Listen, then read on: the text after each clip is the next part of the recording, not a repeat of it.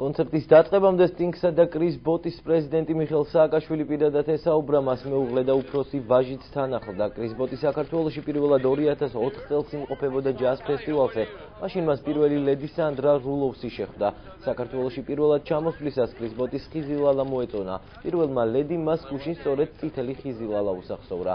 კრის ბოტიმ პირველ ლედის უთხრა, რომ მასზე გადაღებული სიუჟეტი რამდენიმე დღის წინ CNN-ზე ნახა.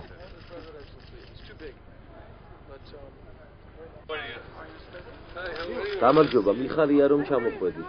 როგორ ხარ? ხიზილალა მოუტანეთ? კი. CNN-ზე გნახეთ, მართლაც არაჩვეულებრივი იყო. დიდი მადლობა.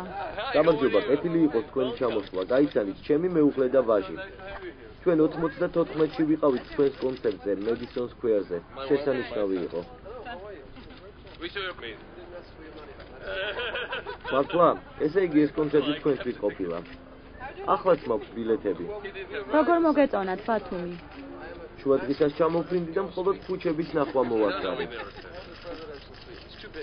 დარწმუნებული ვარ აუდიტორიით კმაყოფილი დარჩებით.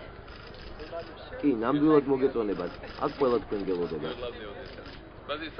კი, ეს მართლაც შესანიშნავი მოვლენაა. სანდრას ახსოვს, რომ კრის წითელი ხიზილალა უყვარს. მე თქვენთვის ისევ მას.